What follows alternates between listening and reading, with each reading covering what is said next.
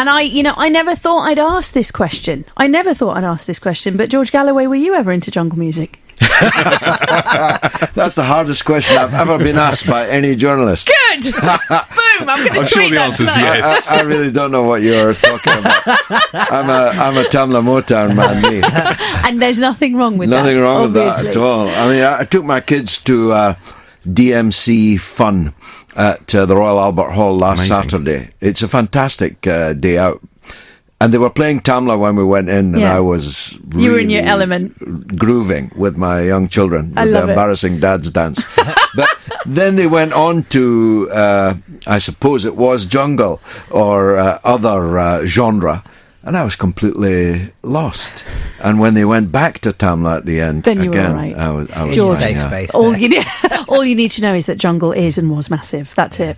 If anyone asks you, if anyone says jungle, just go, is massive. That's all you need to say. It's massive, all right. George is taking over the reins very shortly. What's coming up on your show? Well, the prisons are There's erupting. a riot going Birmingham off. HMP, it's a private prison. The prisoners have launched a takeover bid, and a successful one, because they now are in control of the entire jail, and G4S have withdrawn. There's a lot of morality tales spin out of that, and we'll have the prison officers union boss on the line right up top of the show. Wow, okay. And that's kind of ongoing as we speak. It's ongoing, and frankly, we intend to speak to some of the prisoners inside the jail. Great. We're talking Johnny Cash. This is, I don't know if you want to play this music. Ring of fire. If only I had the music. Okay. Hell is breaking loose everywhere, from Birmingham to Aleppo and all kinds of places in between. The volcano of enmity, hatred, bitterness, resentment, dissatisfaction, frustration. The volcano that I warned you about on this very show not 4 weeks ago has erupted in Her Majesty's Prison, Birmingham. Well, I call it Her Majesty's Prison, Birmingham, but of course it's a private prison, better known as G4S Prison, Birmingham. And that's an issue that I'm going to return to. It's a private jail. I suppose you could say the prisoners have launched a takeover bid, a very successful one to date, because they are in control of the prison in its entirety, which is no laughing matter, because all kinds of horrific things happen in Britain's prisons, even when the prisoners are not in control of the jail. What exactly caused this eruption? We're rapidly trying to find out. And if you are one of the prisoners who happens to be listening, and I know that some of you are, if you are able to call the show, then I'm prepared to take your call. But as has just been reported on the news, there's a very grave risk of very severe injury, perhaps death, that will bewait anybody who has fallen out of favour with the dangerous gangs that are in control of many of our prisons. We spoke just 4 weeks ago, I think, to one of the leaders of the Prison Officers Association about this crisis in Britain's prisons, and we'll be talking with him again. He, when I contacted him earlier this afternoon, didn't yet want to call it a prison riot because it hadn't been designated as such by the senior authorities. But it's way beyond a prison riot now. It's a prison takeover.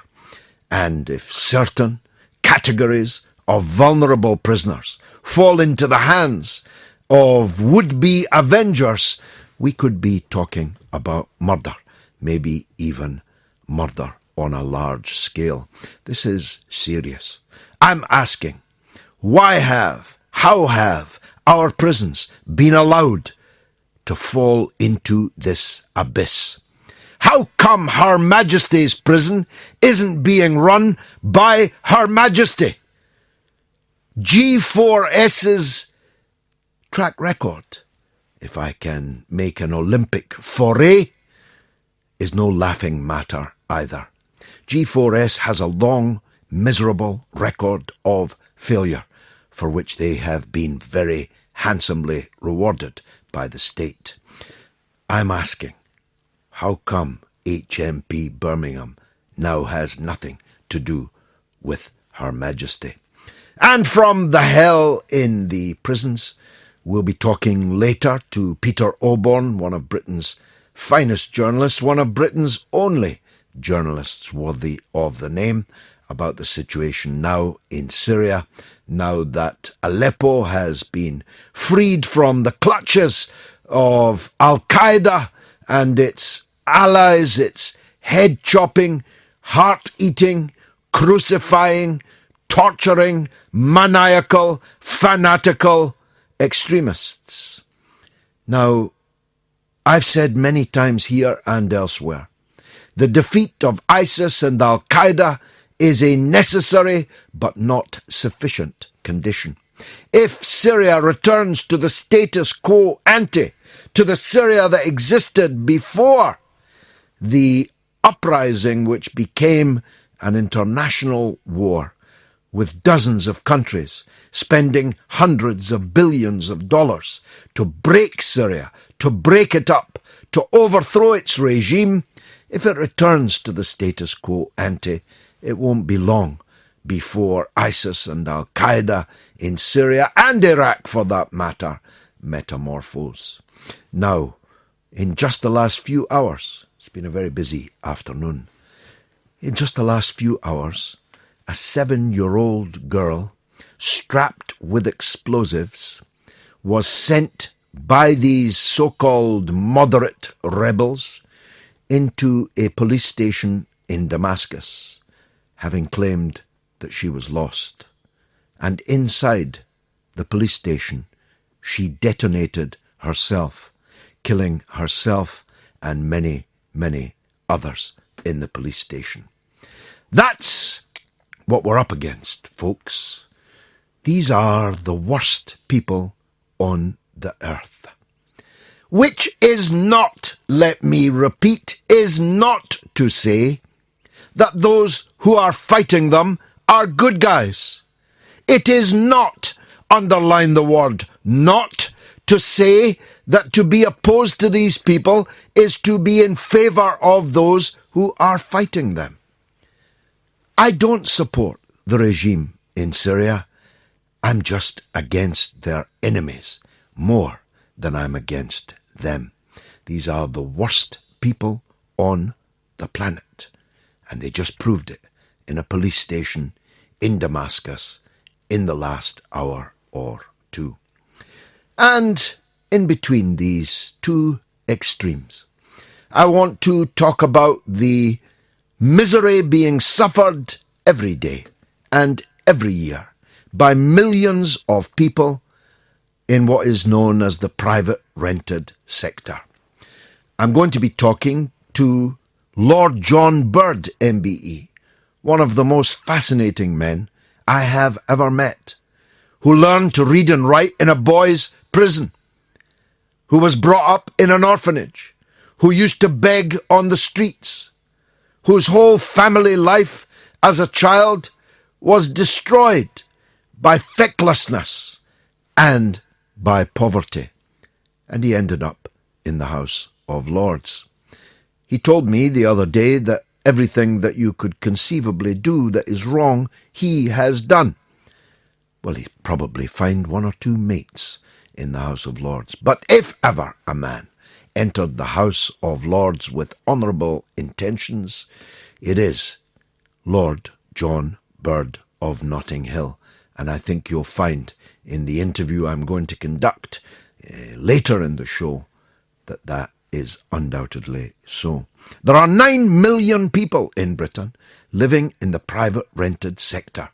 Now, many of them will have fine landlords.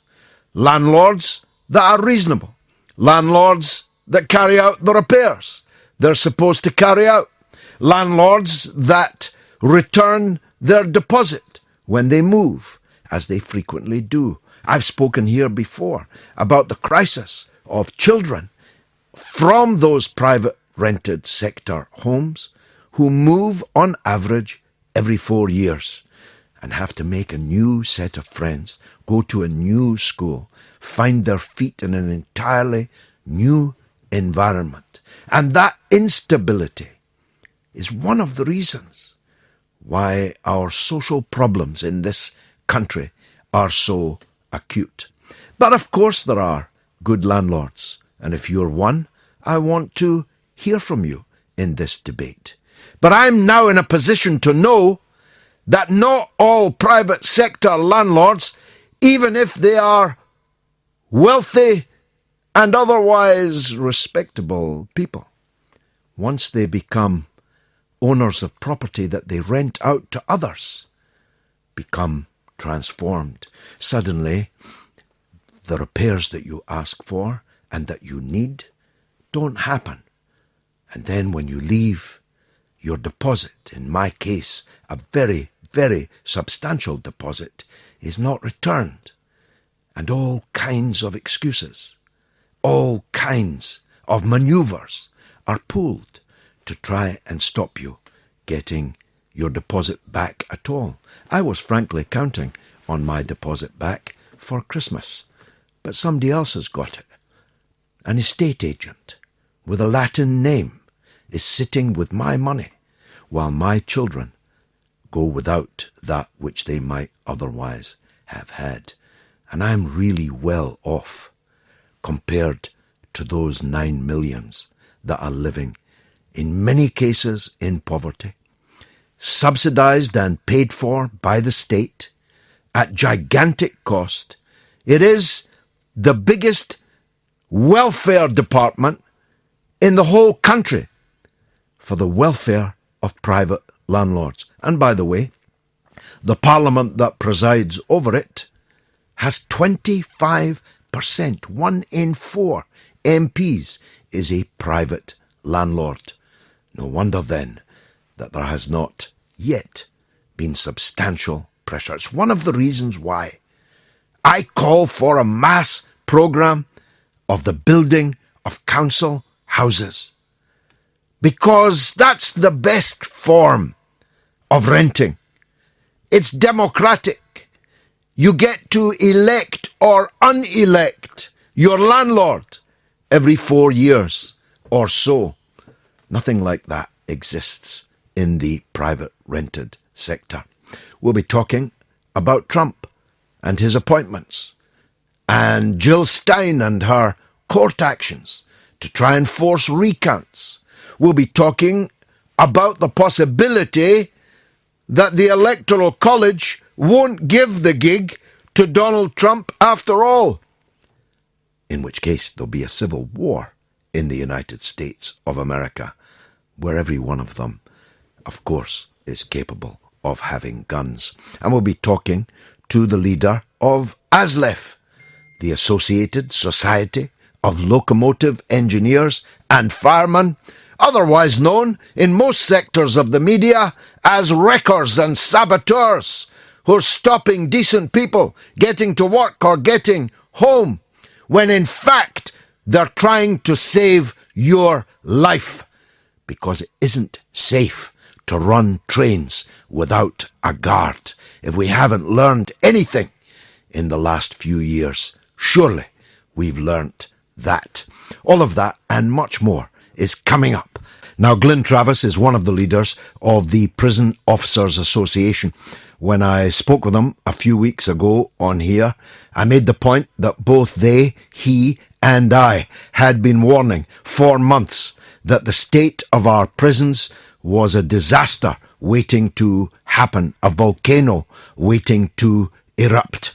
It has erupted in G4S prison, Birmingham, sometimes known as HMP, although Her Majesty bears no responsibility for what happens in it any longer. Glyn Travis is back with us now. Glyn, can you bring us an update on what's happening there? Good evening, George, and thank you for the invite to speak to you and your listeners. Welcome. The latest information is the fact that we have got national resources deployed to Birmingham from all public sector prisons to assist our colleagues in the private sector and to try and bring under control a situation at Birmingham, which is to be considered as a serious riot. I don't think there's any other situation that we've got in excess of 600 prisoners who have got control of part of the prison. I think this is an indictment on the government, an indictment on the way the system has been operated over many, many months. And as you say, George, you've warned, we've warned. And unfortunately, it's too little too late, and we now face another situation that could inevitably be, or could have led to another situation such as Manchester in April the 1st, 1990. Indeed, and of course we can't rule that out already. The danger of copycat actions breaking out across the prison system must be very real. How, I mean, we spoke before about the dangers inside the prisons that prisoners themselves, as well as your members, face from organised criminal rackets inside the jails. If you are likely to fall foul of these people when there are prison officers around and you're in danger, what about now that all the prison officers have withdrawn from the jail? What's the danger of particularly vulnerable categories being set upon and maybe even murdered? Well, there's always that risk, George. It's an unfortunate situation that we face within the prison system. The staff are doing all that they can to ensure that prisoners who are not participating in this unruly and unlawful action are safe. But whilst prisoners have control of areas of the prison, and whilst we are trying to ensure that the safety and security of the establishment and more so the public is maintained, there is always a risk that individuals may be set upon, they may be subject to violence. We do not know what the consequences are. The latest report that we've had there's been no reported, and I emphasise the word no reported injuries to staff or to prisoners at the present time. But until we get control back of all areas of the prison, we will not be able to give a definitive position on that. Now, I know you have members in private prisons, and that may tailor what you've got to say in response to the point I'm going to make. But I've got to tell you, Glyn, G4S does not fill me with confidence in any respect. If they were providing the security for my children's pantomime, I'd have second thoughts about how secure that would be. Put them in charge of a volatile, increasingly resentful prison population, and aren't we just expecting something like this to happen? Well, I think it's wrong, George, and you are entitled to your opinion as a presenter, an MP, and a very well-respected person within society. I think that the prison system, not just the areas that G4S, Sodexo, Serco, or any other private company have, the system that we are currently residing over and in charge of is in meltdown. It's a system that's been eroded and the victim of slash and burn and cuts for many, many years. And so I think what we've got to do is we've got to look at what are the real problems, why in today's society, a society of competition, a society of privatisation and profit, why are G4S and any other private company in this situation? I think the reality is they are facing the consequences of government cuts. Birmingham was a well-organised, well-run prison, still is. It has been the victim of privatisation, yes. Privatisation that the POA firmly oppose as a principle, because we believe that prisons should be publicly operated, because we believe that there should be no profit from prisons. But what we've now got is a situation where a private prison, that being Birmingham, is the subject of a serious riot, a loss of control, and we, the public sector prison service and the private sector prison service, have got to bring that back under control. And the government has to look at what is the problem, why is this occurring, and why have people lost confidence in the prison service as it stands at this moment in time. You need thousands of more members, thousands of more officers. The jails have got to cease to be a pressure cooker into which we stuff already damaged and people who have already damaged other people, and just leave them there to cook. We need prisons that educate, that rehabilitate, that produce people when they come out that are not going to go right back in again. We need a complete reform of our prison system. And not enough people are speaking out on this. You have been ploughing this lonely furrow. I mean, I say I've been warning about it for months. I have. But I only started warning about it because I saw your warnings and spoke to some of your friends in the POA. How can we get this more into the political mainstream? Unfortunately, George, I think that one of the problems that we will face is the fact that prisons have always been seen as a hidden essential service, a hidden service where the public expect people who've committed crimes and lost the trust of society to be incarcerated and then forgotten about. And you quite rightly say that prisons have got to play a more fundamental role. We need to have a long-term reform agenda. We need to have an education programme, a rehabilitation programme. We need to have all of those things in place in our prisons to ensure that prisoners, people from society who have been forgotten and lost and, come back from very poor communities and social deprivation and all of those things, George, it's not a one-size-fits-all, as you well know. Yep. And you have been a long campaigner for the individuals and those who are on the outside to bring them back into an inclusive society. That's what we want from our prisons. Liz Truss, the Justice Secretary, recently made an announcement about the young people's estate, the juveniles and people who have now come into prisons. The population has reduced, and yet we've got a 68% recidivism rate, and she now wants to spend lots and lots of money on those people to ensure that we can try and do all this within prisons. Well, that's wonderful, but at the same token, the same government is saying that schools have got to save £3 billion or £2 billion from their budget over the next 3 years, and that simply doesn't add up. You can't deprive people in society, in communities, and then expect them, when they've got no hope, no foresight, to say, when you go to prison, the prison officers, the multi-agencies that work within prisons, and the politicians are going to say, we're going to force you now to try and improve your life, when they say, well, I'm 25 years of age, I've had no hope, and now you're saying you're going to do this, which is great. Exactly. Which is what we should be doing, but what we should be having is a system we should be having a prison system, George, and you know it better than anybody. Prisons should not be warehouses. Prisons should be places where people are sent to, where we can give them decent opportunities in life. We can address their offending behaviour, drugs,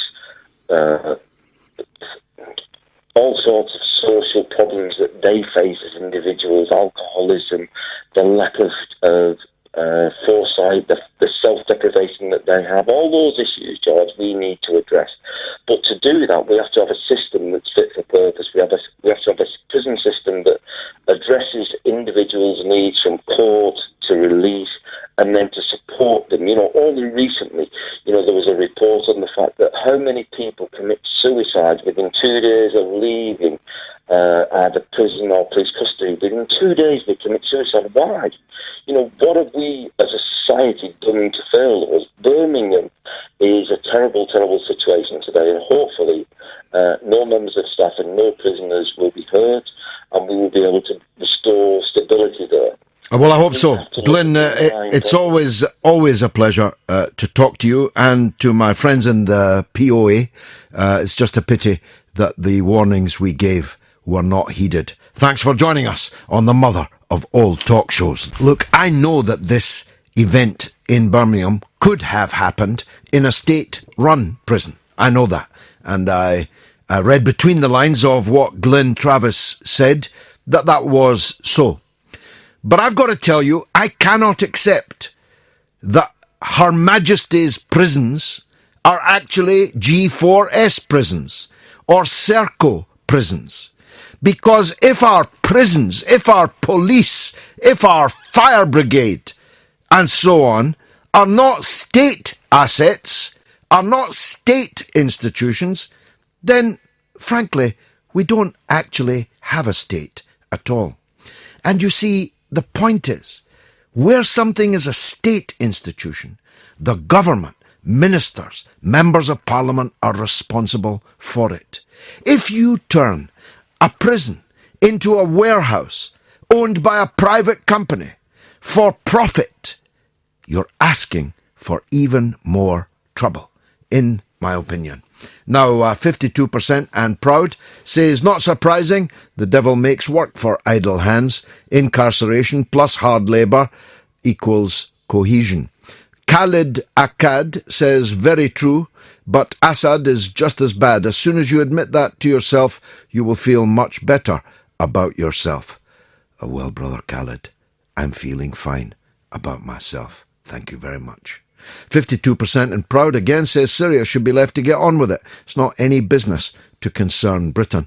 And Buster says private prisons, railways, airlines, just a small slice of disastrous privateers showing us the folly of it all. I must say, Buster, I'm with you on that.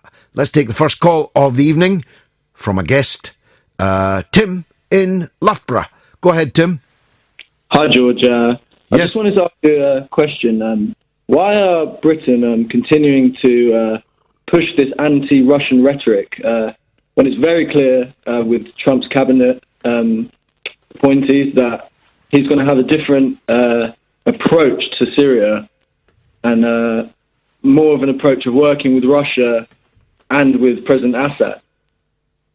That's absolutely true. For the first time in history, I was going to say in my lifetime, but history is a little bit longer than that. For the first time in history, we're going to have a government in Washington that is making peace with Russia, whilst the government in Westminster is pushing for more and more sanctions and maybe even war. It is a remarkable turnaround. I've heard of being more Catholic than the Pope. I've heard of being more royal than the king. But we are about to be more imperialistic than the United States of America. The pick for Secretary of State by Trump of a man who has awards from Russia, who has close relations with the president of Russia and is now to be the foreign minister of the United States. And all the promises that Trump made on the campaign trail, at least on international matters, appear to be being redeemed now. And yet there is no change at all from the rhetoric in London, from Theresa May or from Boris Johnson, who just last Christmas, 12 months ago, I have the article right in front of me from the Daily Telegraph, was saying that in Syria, Britain needed to work with Putin, and Assad, and needed to dramatically change tack from its support of the head choppers and the heart eaters. As Mrs. Thatcher once said, it's a funny old world, Tim, isn't it? Yeah. But I just wanted to say, I just was curious, do you think Britain's rhetoric will change when Trump becomes president? I read a report saying 500 militants have been sent to train these rebels.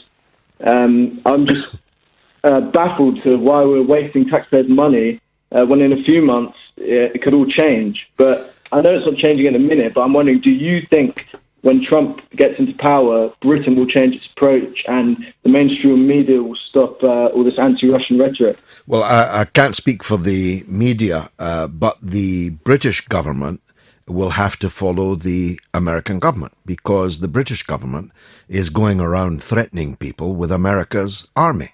And if America's army is marching in an entirely opposite direction, Britain has nothing to threaten anybody with. Look, it's time these empire men, and they are mainly men, sometimes women in leather trousers, it's about time these people realised the British Empire is dead. It's a moth-eaten has-been. The Queen doesn't have enough soldiers to guard Buckingham Palace properly. We have aircraft carriers with no aeroplanes on them. Our soldiers are underpaid, overworked, poorly housed, ill-clad, and their families are being housed in substandard conditions, sometimes conditions that you wouldn't put a dog in. It is a fantasy, an imperial fantasy, that Britain can go around threatening other people. It can only do so if it's got America's army to threaten them with. And it looks as if that's about to change. Of course, there's many a slip twixt cup and lip, and one never knows for sure, especially with Mr. Trump. But I believe that we are about to see an about turn by the United States in this regard, and Britain will have to about turn with them. So my advice to the politicians at Westminster, and not just Conservative ones, but blowhard, pipsqueak Labour ones, that couldn't fight their own way out of a paper bag. If you showed them a tin hat and handed them a gun, they wouldn't know which end you're supposed to fire from, but who are never done, up on their hind legs, braying for more war. Yes, Mr. Ben Bradshaw, I'm talking to you and about you. These kind of cowards who are always ready to send other people's sons to war, ready to fight to the last drop of other people's blood. It's about time you piped down. What do you say, Tim? Yeah, well, let's just hope Donald Trump lives up to his word in working with Assad and... well, so far, so good. Assad's a different matter, but President Putin... But we must you cannot have stable conditions in the world and resolve threats and problems that affect all of us, East and West, like ISIS and Al-Qaeda, without a decent, good working relationship with Russia. Our next caller has been tweeting all day on the situation in HMP Birmingham, or G4S Birmingham, as it's more accurately described. And that's because he's a former prisoner and now a blogger who knows a thing or two about what life is like on the other side of the walls. He's Alex Cavendish, and I'm glad to say he joins us now. Alex, thanks. I've been following what you've been saying, but for those who haven't been, would you summarise what you think is happening in Birmingham and why it has happened? Sure. Good evening, George. Good evening. Yes, basically what's happened is the HMP Birmingham is a prison that has a long history of problems. And they include very big problem with illicit drugs, bullying, gangs, gang-related violence, even some prison officers, a minority it's true, but some who are willing to smuggle drugs and mobile phones in. And unfortunately, eventually when conditions get so bad that prisoners are often locked in their cells for 23 hours a day or more, denied exercise, opportunities to go to the gym. Unfortunately, that can boil over, but it can just be a very small incident that sets it off. It's very unpredictable when these things happen. But as we've seen at Birmingham today, when they do happen, the results can be absolutely catastrophic. Have you any idea what incident or chain of incidents started this particular eruption? Well, one suggestion that I've heard from someone inside is that a prisoner seriously self-harmed yesterday, and there were insufficient staff to escort them to hospital. That's only one explanation. I've also heard that there was a lack of hot water, that the food was terrible, that the in-cell television system hadn't been functioning for some days.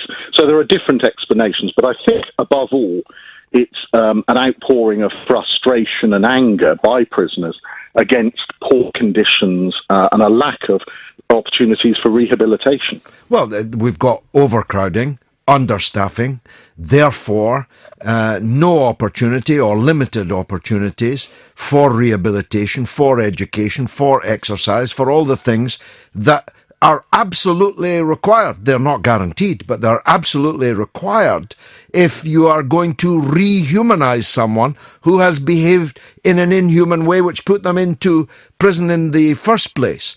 And we don't have any of the things in place that can allow that. The prison officers are understaffed, so somebody self-harms. There's not enough staff to come to their aid. You don't have to have watched many movies about life in prisons to understand how that would kick something like this off. Absolutely. And it has to be remembered, prisoners have to be pretty desperate to actually start rioting, because the maximum penalty they can get if they're convicted of prison mutiny is an extra 10 years in prison, which starts when their existing sentence finishes. So things have to be pretty desperate before that number of prisoners, and we believe it's anything between 400 and 600 who are rioting at Birmingham, really take those extraordinary steps. Now, the dichotomy I have drawn wasn't fully endorsed, of course, by the POA. I wonder if it is endorsed by you, is that there's no place for privatized prisons. We know in America what privatized prisons mean. Anybody that's watched Orange is the New Black on Netflix knows what privatized prisons mean. In your experience and from your contacts, is the situation worse in private prisons than it is in state prisons? I'm not sure that the actual day-to-day conditions are that much worse. What I think is more dangerous in the private sector is that the actual business model relies on them keeping the lid on this kind of incident. And I think that encourages a lack of transparency.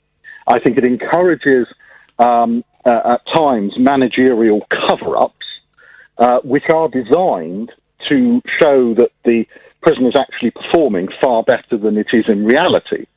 Now, I've been warning about the situation at HMP Birmingham really for over the last couple of years, but particularly over the last 6 months. And it's quite clear that nothing has been done. And when I've raised issues with G4S, such as prisoner suicides and their reaction to them, I've either been stonewalled by their press office, or alternatively, I've been lied to or given completely erroneous information. And I think this is also the experience of a number of journalists who are working in this field. And that's really, I think, symptomatic of what happens when you have a private sector company where profits and shareholder value are linked to the reporting system. So if you don't report incidents of violence, they don't go on to the prison performance targets, and therefore the company makes more money out of it. And I think that is a problem with that business model. Well, indeed. Now, I don't know if you're any further up to date than we are on what's actually happening now. We hear that special riot squad teams with dogs and so on are inside. Is it likely that that all hell has broken loose now inside? Well, I think that there's still quite a lot of the conflict. The latest update I heard, which was about 15 minutes ago, was that things have turned rather nasty, that up to 40 prisoners are pelting the so-called tornado team, who are professionally trained prison officers. They're not police. They are prison officers who are equipped and trained to deal with this kind of problem. Now, they've been pelted with various things, including paint, which is designed to cover their visors so they can't see. The prisoners have turned fire hoses on the prison officers. So I think certainly it's still a very explosive situation. And of course, there are problems going on at various flashpoints within the prison. So it's not just one area, it's over 4 wings. Some of the prisoners have got into the exercise yards. We've heard that security gates have been breached by using a metal food trolley as a battering ram. So the situation, I think, is extremely tense and potentially still very, very dangerous. Now, we understand there will be 278 of these specialist prison officers deployed by about 9:30 tonight. I don't see this ending any time quickly. Certainly, I don't think it will be over today or possibly tomorrow. Sometimes these things can go on for, as with the Strange-Way riots, it can go on for many days. Obviously, we're hoping that it will be a quick resolution and that no one will be injured, but we are already hearing of prisoner casualties. Yes. Well, you've explained the situation very well. Thank you very much indeed, Alex Cavendish, a former prisoner and a blogger on prison issues. I don't know what the situation is inside the jail. It's unlikely at the moment. It would seem that they're sitting listening to the radio.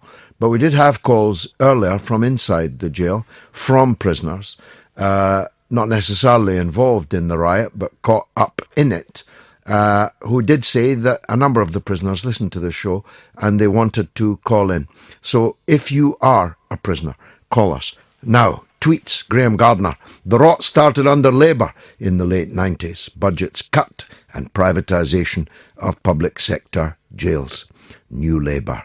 You don't say, Graham. Russell Jones, we should be using the Norwegian model. Rehabilitation, not revenge. Use the Portuguese model for drugs. These work. And N.Y. Nathan says, yes to privatise indeed. Next House of Commons will become Tories Limited. Richard Bishop says, you're correct, but nothing ever happens. Our politicians fail us continually. And Vinnie Edge says, prison services should not be in the hands of the private sector, especially a lame horse like G4S, I must say. I'm with you on that. Now, let's see. Simon Brian Anderson says the prison system is a revolving door for criminals. Jobs for the boys. Let them out knowing work is on the way. And Candy Constantine says underpaid and undertrained bodies instead of proper prison wardens and governors. Wrong to put people in this position. And Richard Aylett says, which panto are they in that's that bad they need security? Is it Alibaba and the 40 thieves? I was really just a metaphor. My children are not in a pantomime, and G4S are not in charge of security. But I tell you what, if I turned up at a birthday party and G4S were running the security, I'd feel very insecure indeed. Simon says, are MPs who are landlords at risk of having conflicted interests? Heaven forfend, Simon. And Carl McCready says the US would hang us out to dry against Russia. Don't grind my gears says we do billions in foreign aid every year. The money has to come from somewhere. Can't expect MPs not to get a rise. I see they've just given themselves another rise of £1,000. And Alfred says, were they wearing white helmets by any chance? And Christina says, maybe the USA are funding terrorists to bring down Assad. There's no maybe about it. Internal, this says, Aleppo is bad people fighting bad people. Well, I don't agree with that. What I say is that ISIS and Al-Qaeda have to be defeated, just like they do in Mosul. And we're actually doing it in Mosul. We don't have blood on our hands. There are no civilian casualties in taking Mosul back from ISIS and Al-Qaeda. That's a war hero situation, whereas Aleppo is a war criminal situation. What do you think the difference is? I think you've already worked it out. Well, we talked earlier about the situation in the privatised prisons, and the next subject also has everything to do with privatisation. In this case, the privatisation of the railways, which has been a thoroughgoing and extremely expensive disaster. Where once we had British Rail, which, for all its faults, was ours, and our ministers and members of Parliament were responsible for it. There was a democratic relationship between the workers and the travellers, the customers, and the Parliament, which on behalf of all of us owned it. Now, we used to give it quite a lot of subsidy, and then we privatised it. And now we give 3 times the level of subsidy to the privateers. And they're not making a very good fist of it, especially on Southern Rail, which must be the worst run railroad in the world. And as I said here last week, I've met many gin and jag golf club bores who would never in a month of Sundays before have supported public ownership or had any understanding of why railway unions might be right in the industrial action that they are taking. That's how bad Southern Rail are. And yet, when the workforce, the people who actually operate the trains, drive the trains, make sure that the railroad works even as well as it works, are forced to take industrial action, hurting their pay packets in the run-up to Christmas, all hell breaks loose, and a deluge of abuse descends upon them by the well-paid fat cats. You know who you are, in the studios and behind the computer screens in our national newspaper. And then it gets personal. You see, there's always got to be a demon, doesn't there? From the international to the local. There's always got to be an Arthur Scargill somewhere that can be dragged out and beaten as a scapegoat, when in fact that union leader is only carrying out the mandate of the people who pay his or her wages. And the workers are only taking the action that they're taking, not in this case to defend their own wages, but to defend you, to keep the railway safe for you. Now, one such man who has been given good going over, I know what it feels like, in the national media over these last days, is Tosh MacDonald, the ASLEF union president, a union with which I have a 40 or 45 year association. So it's a pleasure that Tosh joins us now from Doncaster. Tosh MacDonald, thanks for coming on the show. You're welcome. Thanks for asking me. Now tell us rather, what's the current state of play? How many days have your members been out now? How many more will they be out? And what's the cause of it all? Well, they've been out for 3 days. That's all, actually. 3 days I've left being on strike there. It may have been sorted a lot earlier if we hadn't have had lots of court cases in the meantime. But we've had 3 days out on strike, and we have another 6 days booked for January. And we're not working any non-contractual overtime. And what are the government doing about this? Are they not forcing the employer to the table because of the widespread disruption that this causes to many people's lives? Well, no, they're not. I mean, they're actually saying now that they're not going to get involved in it, but we believe they're involved in it right up to their eyeballs. And you look at what they've got a civil servant called Peter Wilkinson, who in February let the cat out of the bag. He couldn't hold his water and told us that they were going to come for us. They were going to engineer disputes with rail unions.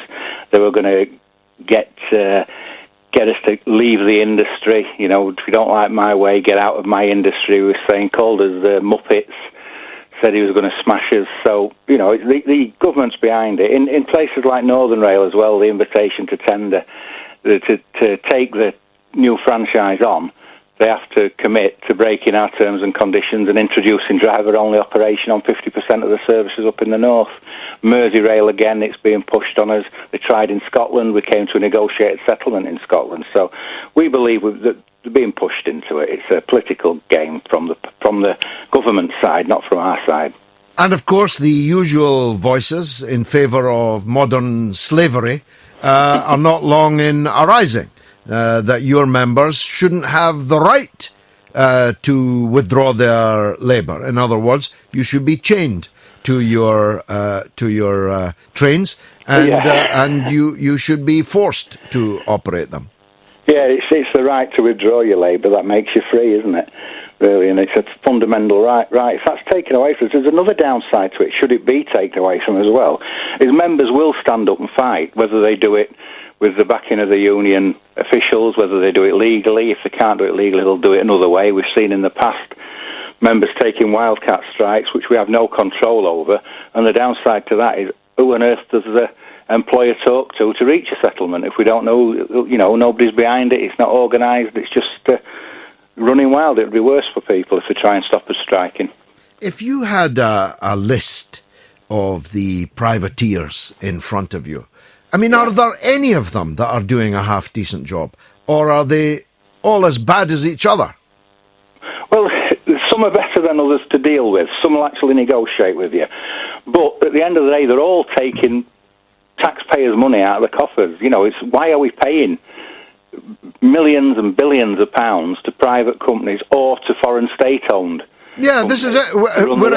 We're against nationalising. This government's against nationalising our own railways, but not against other nationalised companies in other countries running our railways. You couldn't make it up. No, well, Southern itself that we're talking about is part owned by SNCF, the French state railway. You know, people are wanting to talk about what's happening at Southern. It's terrible, the discomfort and the inconvenience to the passengers there. We have every sympathy with them, and we have a proud history in ASLEF of being able to negotiate solutions. It's just impossible this time. But at the same time, we've got Deutsche Bahn in the freight sector, the German state railway, making almost 1,000 rail workers redundant, and nobody wants to talk about that in the press. Least of all, Mr. Grayling. I mean, this is a pretty undistinguished cabinet, with one or two exceptions. Mm-hmm. But Chris Grayling must be the least distinguished cabinet minister I have ever seen, and believe me, there's a lot of competition for that title. And we invited him on to the programme this evening to answer some of the criticisms that we're making. Inevitably, he was otherwise engaged. But, you know, the Prime Minister's got to step in here, doesn't she? Well, you would have thought so. You would have thought the last thing they want is for hundreds of thousands of commuters to be suffering daily, and that's not on the days we're taking industrial action. That's just normal for Southern, that things are that bad. But yeah, I mean, I'm not surprised Mr. Grayling couldn't get on your show. He's probably having trouble getting his own car door open. He seems to have trouble with one car door. And yet I saw that. He knocked a cyclist flying with his car door. That's right, but he expects our members from the front of the train to be able to have 2 seconds to make sure 24 doors on 12 carriages are safe and everybody's on safe, and off we go. And yet he can't manage one car door, so it maybe he ought to think and consider on that a while. Yeah, good point. Now, of course, there's an issue about guards. I mean, how anyone in this day and age, with the kind of issues that arise, could be against having guards on trains is beyond me. But you're saying that they actually want to go to 50% driverless trains, so we'd have no driver and no guard. That's up in Northern Rail, yeah. Oh, driver-only operated trains is what I said in Northern Rail, not driverless. I mean, we do know there is plans to have trains that will operate without a driver. That's a long way in the future. I'm assuming the technology has got to be developed. And, you know, we're not totally against that when it gets into busy hubs. If things can be run better like that, as long as there's a driver there for emergencies, then we're not against that. And then once they get out of the busy hub, the driver takes control again. It's not a problem that we have. We're not against technology, but we see the technology should bring benefits for all, including the workers, not at the cost of the workers' jobs. So no prospect of your 6 days to come being called off as yet, at least. Nobody big enough, serious enough, has come to the table to try and resolve the matter? Not at the moment. Unfortunately, the talks at ACAS broke down. I mean, the company did go make it public that they'd made an offer that we'd rejected. They never actually made an offer to us either. So it's there's a lot of misrepresentation of the facts being sent out to people. We hope that we can find a solution. We hope we can get a permanent solution and start working on making the service good on Southern and elsewhere. But it doesn't need to be on the cost of jobs, and certainly not at the cost of safety. Well said. Tosh MacDonald, the president of ASLE&F, ASLEF, the railway union, in the third day of its strike action, with 6 more days to come. Thanks for joining us. Ford tweets they want to blame the unions for the reasons why Southern Rail is so bad. But it's not the union's fault, it's the management. And Grant William Turner says, bravo, I couldn't agree more. Sean Caden, no, I've just lost Sean there. Rusty says, why in the 21st century is it that the public pardon me, have to suffer because of private companies' safety issues. Sean Caden, there he is back, my old pal in Australia. Russia and Putin are clever. Is there nothing they can't do? Arsene Wenger blamed Putin for the loss at Goodison. It's funny how these urban legends spread. Sean is in Australia. As a matter of fact, it was me that alleged that the Russians were almost certainly involved in the unexpected defeat of the Arsenal by Everton. And now that's become, out in Australia, that Arsene Wenger blamed Putin for the loss in Goodison. Just goes to show the power of the airwaves. Chris says, you know that's a TV show, right? Like EastEnders is like the East End. Lol. I don't know what you're talking about. David Lindsay, could you not get Ben P. Bradshaw on the mother of all talk shows to explain how Russia rigged the referendum? Yeah, just in case you missed that. Ben Bradshaw and other popinjays, pipsqueaks, puffed up buffoons in Parliament are not just calling for war with Russia. They're claiming that Russia fixed the British referendum. Ben Bradshaw claimed in Parliament this week that Russia was highly probably, unquote, involved in manipulating the result of the British referendum on European Union membership. Of course, he didn't trouble himself, let alone us, with anything remotely describable as evidence. In fact, he didn't even pretend to have any evidence. But he, a former Foreign Office Minister, one of the worst we've ever had, by the way, one of the apologists for the mass murder in Iraq, one of the last remaining Blair zealots, like one of these Japanese soldiers that used to be found on the islands in the Pacific decades after the war, emerging from a foxhole, still protesting their loyalty and their allegiance to Tony Blair, in this case, rather than the Emperor Hirohito. Ben Bradshaw, why don't you call us? A guy called G.H. Bennett, who looks like a prisoner in HMP Birmingham, but isn't, says, didn't realise you cared so much for the USA.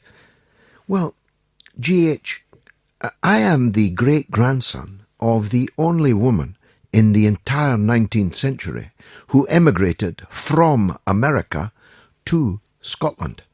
I think she got on the wrong boat, but so have you. Putin wins either way, George, he goes on. We all know it. Ask your mates at RT. You mug you. Eat your heart out, Mr. G.H. Bennett. Let's go to Roger in Lincoln on the prisons. Go ahead, Rog. Right, George. Yes, you mate. there? Yes, mate. I've seen murder. I have been an attempted murder on me by prison staff. I had the prison records all falsified. The lot. There's so much going on in there. It's just unbelievable. They are beating inmates up, and they have got torture rooms in the prisons. And they try to isolate people and do it to them. But me, I've got the whole system, including the courts and the CCRC, the bloody lot of them, over a barrel, and they don't know what to do, so they're trying to cover it up. Mine's a PAI case, like Jeremy Bamber's. I'm out, as you know, because I'm at home. But I have seen more corruption in there, falsifying records and reports and everything. And I've seen murder. I've been attempted murder on me. What were you in prison for, Rog? I was falsely accused. And the actual accusers, two's committed suicide, and one is hiding out in Turkey. What were you falsely accused of? Abusing my daughters, and I did not do it. And were you convicted of it? Eh? Were you convicted of it? Yeah. So you were convicted of abusing your daughters. Off you go. I don't want anything more to do with you. You've befouled the air in the studio. Michael in London wants to talk about fake news. Let's hear from him. Go ahead, Michael. Hello, George. I just wanted to find out if you've been following much the fake news narrative being pushed by the mainstream media lately. You bet, Michael. I've been following the fake news narrative for more than 40 years. Well, you see, I thought you'd have a great interest in it now, because it's now being pushed by the mainstream media that all these alternative sources, I know you're one of them. You have a show on Russia Today. Perhaps that'll be in the firing line next. But it's crazy that this is being pushed by a new thing by the mainstream media, when the mainstream media has been telling lies for years and years. Well, RT didn't exist when our fake news media was marching us into war in Iraq on a pack of lies, which caused the death of 1 million people and which has sent fanatic extremism cascading everywhere around the world. That fake news came from the BBC, the British state broadcaster, and the so-called mainstream media. I take this view that we will not truly be free until the last editor of the Daily Express is strangled by the last copy of that newspaper. I take the view that the mainstream media is just an echo chamber for the interests of the rich and powerful. If they have the nerve to talk to us about fake news, we have to tell it straight back to them. The fakes Definitely. are you. What do you say, Michael? Well, just one more thing I wanted to say is that, to me, I know there's a lot of stuff going on in the world at the moment, and there's a lot of big headlines, but to me, this is the biggest issue for me right now, because we've seen the power of what, more free and open information being around and alternative sources of media. We've seen the power we've had that has had to being able to change things. We've seen Trump. A lot of people don't like that, but we've also seen Bernie Sanders and Jeremy Corbyn also hugely supported. We might not even heard their names if it wasn't for the alternative media. And now that there's this big pushback from people with their own agendas and interests, they don't like that things are more open and free. It is actually quite scary to me. Yeah, of course. The good news is Jeremy's about to come out fighting in the new year, a relaunch of the Jeremy Corbyn Labour Party, trying to tap into the massive swell of anti-establishment feeling out there in the country. A repackaged Jeremy Corbyn out there more, on the media more, and running the same kind of insurrection that Bernie Sanders garnered the support of millions of people and hundreds of millions of dollars in financial support over the last 12 months. What do you say, Michael? Well, I just hope that the momentum continues and that isn't brought to a stop by people who don't like what's happening. I think we've all had enough if they don't like what's happening, it's time they got on their bikes. Michael, thanks a lot for the call. Rusty says the best way for industrial action against private companies is to give away free train rides, hit their profits, and then the police would stop you getting on the plane. On the train, rather. Of course, the planes are about to come to a halt too because of the greed of their employers. Now, a Facebook comment. I always agree with George on 99.9% of things. However, his views on Syria are disturbing. He seems to take sides with Russia and Iran. I don't care who's right or wrong, but currently a massacre is taking place. Women are being raped and children killed indiscriminately. You see, Mr. Facebook, I don't know who you are because it doesn't come up on the screen. The same people that are telling you that are the people that told you that a massacre in Benghazi was about to take place and that therefore we, the West, had to destroy Libya. The same people who are telling you that are the people that told you that Iraq had a mountain of weapons of mass destruction. Nuclear weapons, chemical weapons, biological weapons. These canards stretch back into antiquity. The First World War, the German army were raping Belgian nuns, throwing up babies and catching them on their bayonets. The Gulf of Tonkin incident that justified the war in Vietnam. All these lies I just told you about on Iraq and Libya. But some people, some sheep, it doesn't matter how many times the very same liars tell them lies, they follow them, they believe them. Now, you say you always agree with me on 99.9% of things, in which case it's you who has the problem here, not me. Because I opposed foreign invasion and regime change in Iraq. I did so at great personal cost.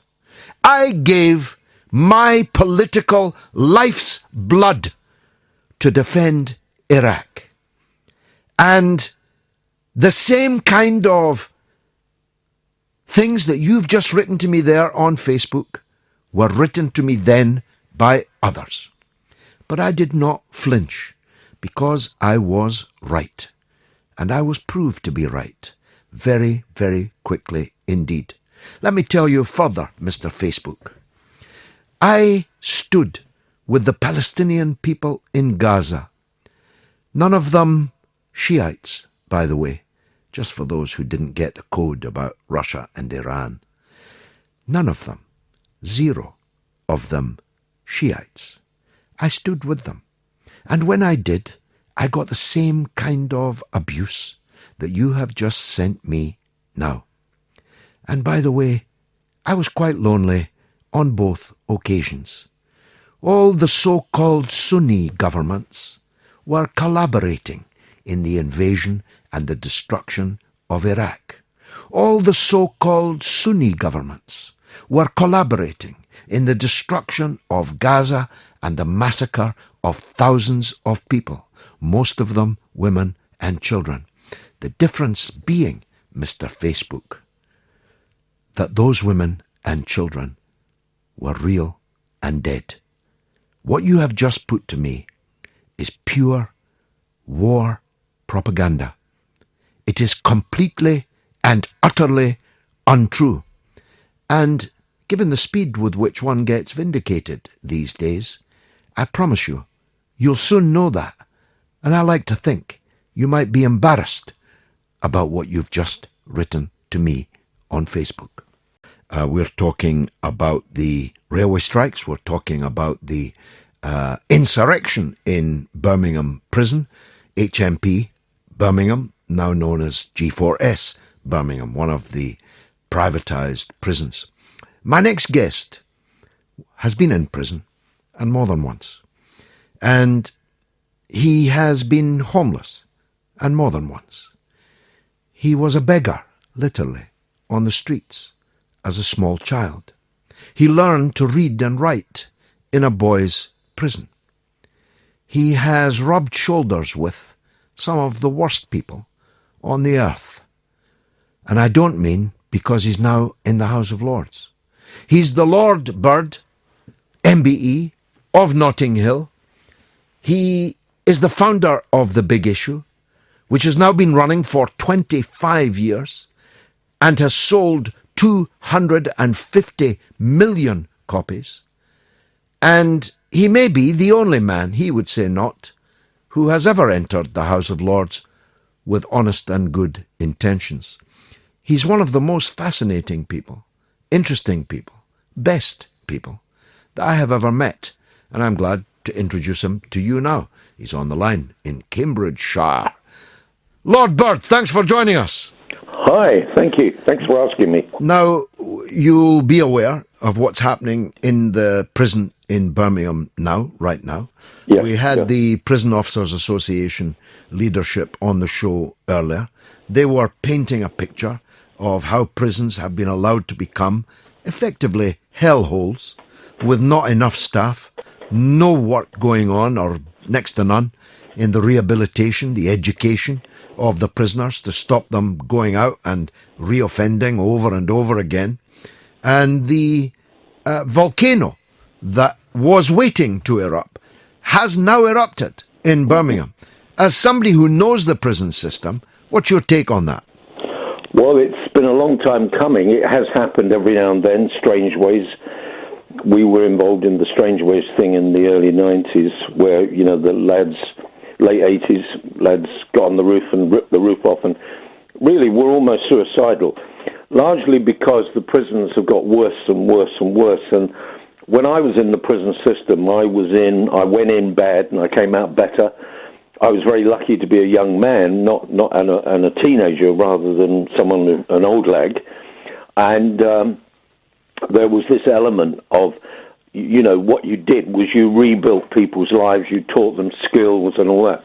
So, but what's actually happened over the years is that people have cut and cut and cut the staff. They've cut the people who, all the extra people, teachers and all that. Yeah, the civilizing professions. Yeah, and they've made it.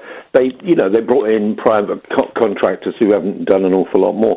But the other thing that they've done is they've liberalised. They've used liberal this pretense of liberal being kindness, and what they've done is they've had lots more free association, which means that sexual crimes have gone up, bullying has gone up.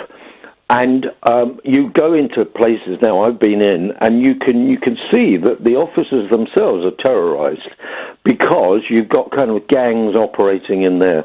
And that really is what has often happened in prisons, especially in France that I've visited, and in America. And we've been doing that increasingly, and we've done it almost because we want to be kind to people, and we don't want to lock them up too long, and we don't want to. But the idea of reform has been totally and utterly removed. I spoke to a prison officers' conference a few years ago, governors' conference, the top geezers, and I asked them to put up their hands. And there's about 150 of them. I said, "All right, please put up your hands if in your top 5 requirements, one is reform, one is education, and one is social change." Not one of them put their hands up. When I said, "What about escape?" they all put their hands up. "What about suicide?" They all put their hands up.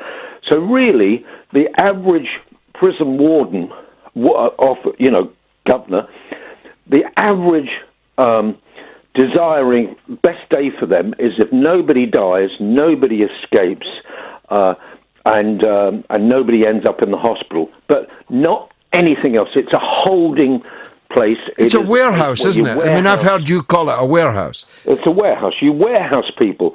And if you warehouse young men, who are the large part of the prison population, they go in bad and they come out worse. They're much better at robbing the granny round the corner than when they went in, or whatever they went in for. And it is absolutely appalling. This is the worst kind of social intervention. Prisons are there to sort out our children who have gone wrong.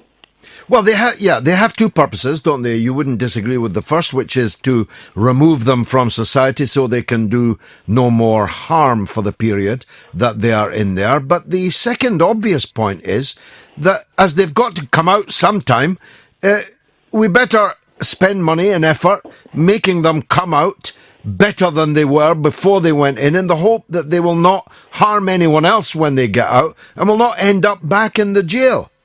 Yeah. I mean, the emphasis, what people are doing is they're emphasizing taking people out of circulation, and that's all they're doing. But they're not reducing crime. What they're doing is they're often importing crime into prisons. Yeah. Because every one of these persons is a member of society. Everyone is a citizen, and they're having crime committed against them.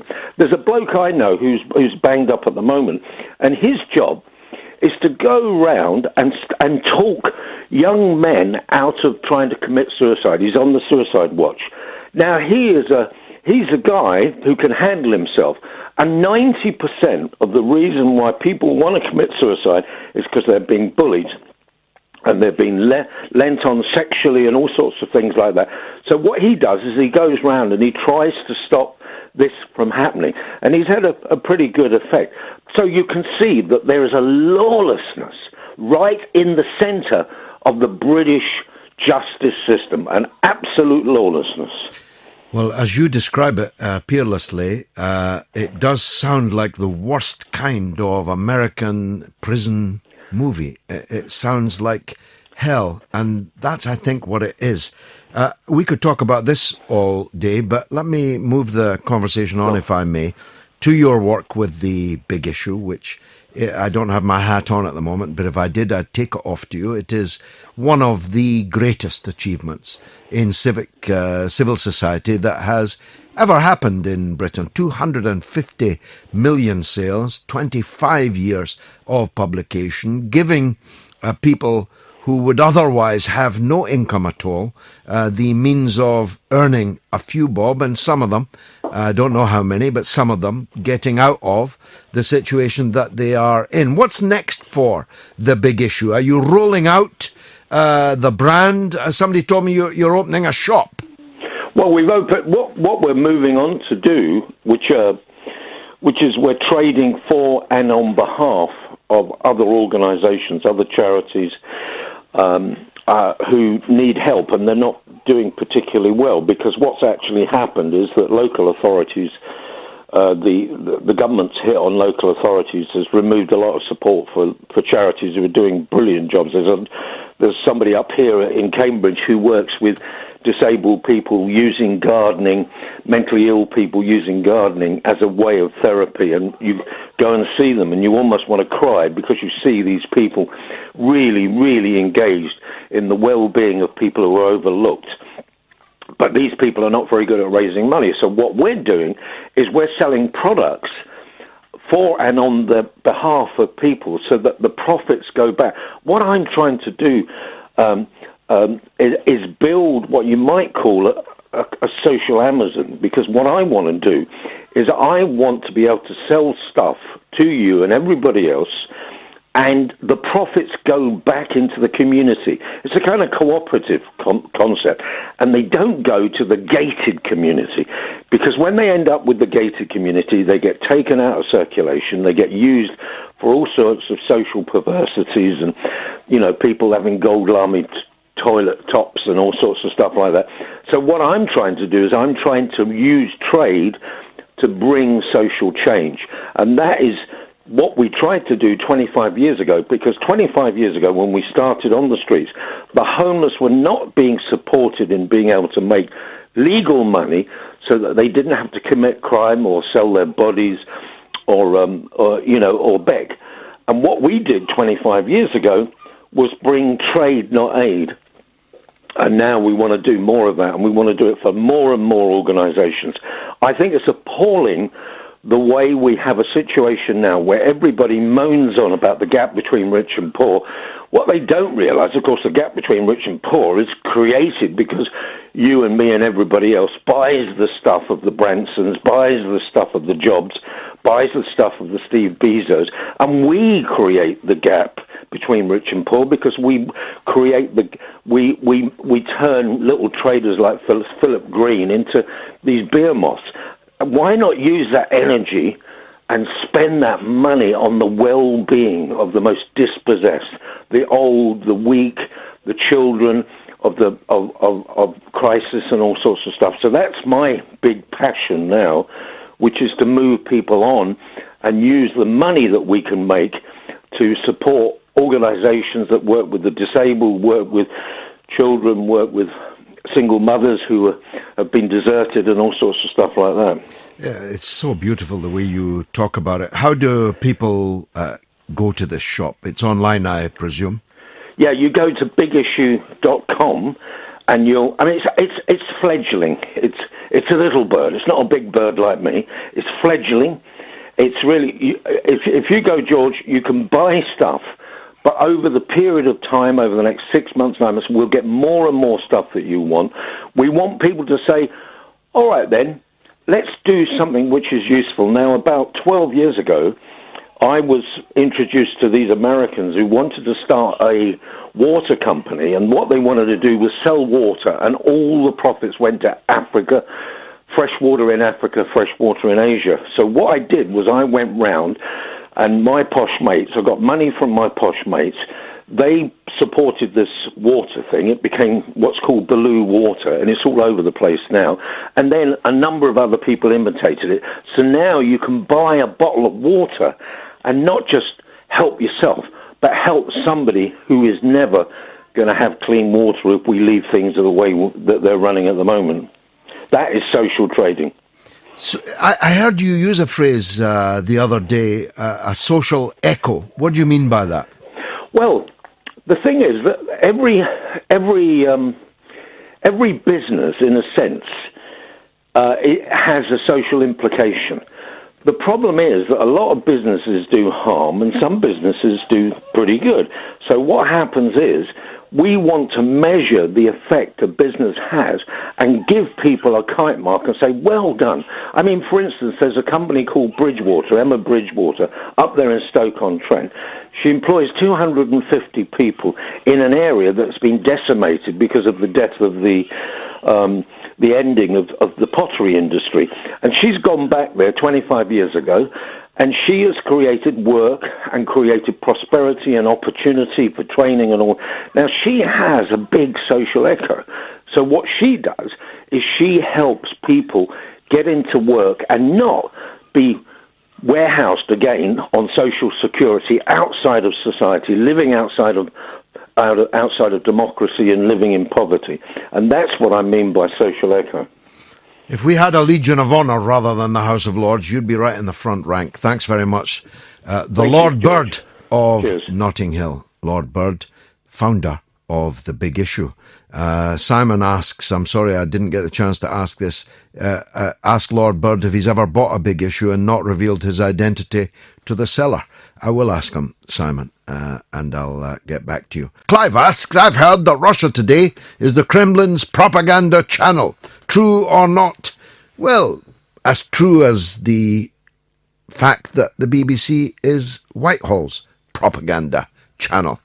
Jason is in Japan, so we better go to him because we can't leave him hanging on. That'll cost quite a few yen. Jason, welcome to the show, my friend. Hello again, dear sir. Very nice to hear from you. It was a pleasure the other day. What would you like to talk about this evening? Thank you so much. In fact, it's connected to the Russian hacking thing, actually. Yeah. But it's basically about the mainstream media and perception. Yeah. And if I'll just like a preamble, and there's nothing. If people were talking about, let's say, the weather, for example, then if I said, it's really cold outside, and then someone said, oh yes, it'd freeze the balls off a brass monkey, then people would say, oh, and they get a perception of what that, in their own mind, what that means. I've got that perception right this minute. I've got a very vivid picture of what you mean. Right, but if you read further into the history and this kind of thing, it's from the Napoleonic Wars and the push into Russia, and basically a brass monkey was a stand to put the cannonballs on, and because of the freezing cold temperatures, the brass contracted and the cannonballs fell off, and that's where it comes from. So people would take that headline. There's nowhere else on the radio in Britain where a man from Japan would be enlightening us in the way that you have just done. I have reached the age of 62 and I never knew that. But there are many things. But anyway, I don't want to take up your time too much.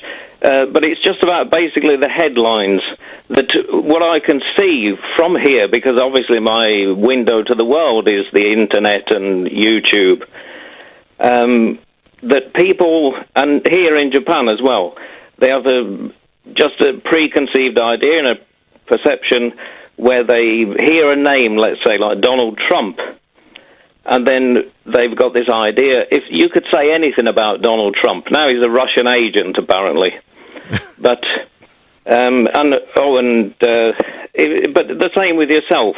If you say George Galloway did this or that, and people switch off. They read the headline, but they don't read further into the article.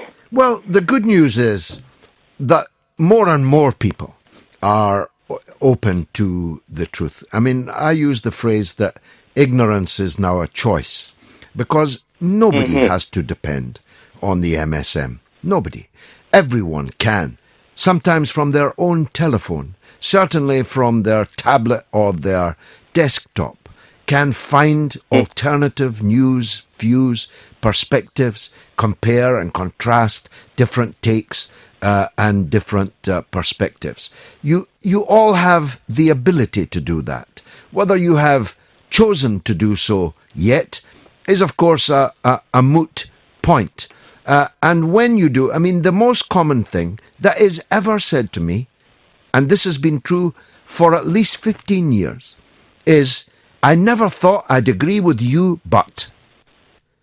Because they discover that what they had been told about me and my views is false, and that when they heard what I actually am, what I actually stand for, they say, I never thought I'd agree with you, but I now do. Jason, thanks for your call out there in Japan, of all places. How the influence of the mother of all talk shows has spread. It spread to Liverpool long ago. Let's hear from our old pal Mark up in Liverpool. Go ahead, Mark. Hello, George. You all right, mate? I'm fine, mate. Go ahead.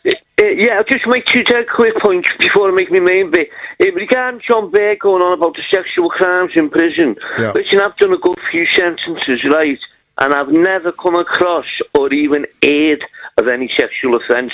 That's just what I've been there. That's just a comment.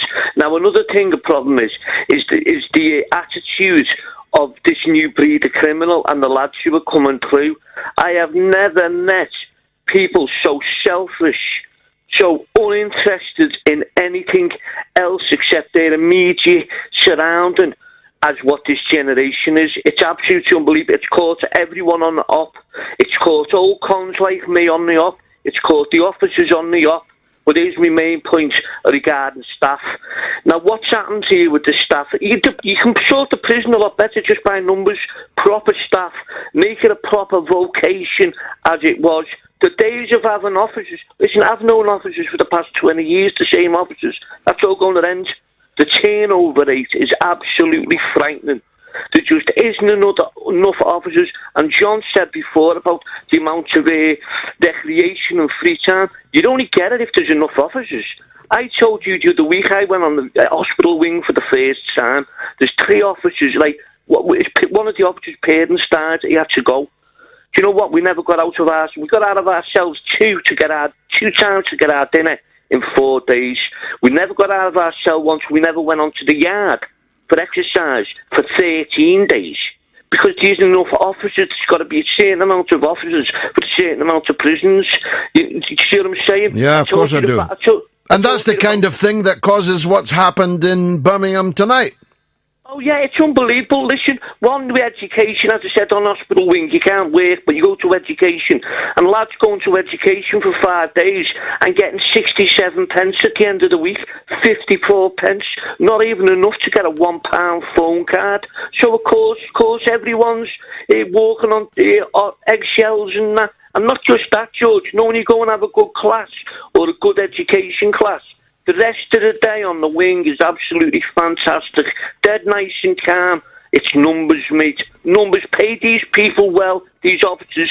Get them in the union, pay them well, look after them, and we've got a chance of getting it back together. But it's hanging on the edge at the minute. Mark in Liverpool, a man who's done many terms in prison by his own words, speaking a lot of sense there, I think. Christina says MPs who voted for wars are either easily misled or have no real concern for the innocent lives lost. Well, coming up, we've got Peter Auburn, one of those few men, fewer and fewer, who justify the term journalist, one of the most independent and most brilliant of our correspondents, talking about Aleppo and much, much more. Now, here's a wonderful little piece that's just come my way. A former cabinet minister at the centre of a spat over the Prime Minister's £1,000 leather trousers has been replaced by a handbag on tonight's episode of Have I Got News for You. The former Education Secretary, Nicky Morgan, has been embroiled in the so-called Trousergate row since she criticised the Prime Minister's decision to wear the £995 trousers during a photo shoot for a newspaper. Tory MPs backing the PM have pointed to the fact that Mrs Morgan has a designer Mulberry handbag which retails for some £950.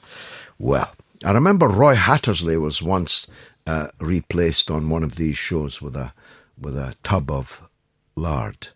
You get my drift. King Ghidorah says, Mark from Liverpool is the Stephen Gerrard of the mother of all talk shows. That's very funny. Very, very good. Now, not funny at all is the situation in Syria. Now, let me lay out my own views before I invite our very, very highly respected guest, Peter Oborne, to give his. The Arab Spring led to uprisings against several dictatorships in the Arab world at a time, which still exists, when virtually every Arab country lived in one dictatorship or another, either a puppet president or a corrupt king. From the Atlantic to the Gulf, these countries were led by tyrants. Almost always, those tyrants were in our pocket, and they used their country's wealth to spend and invest in our economy rather than their own.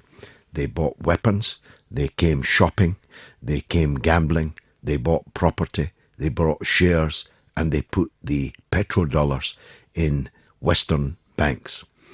When it suited us, we were ready to support the overthrow of one tyrant, but not another.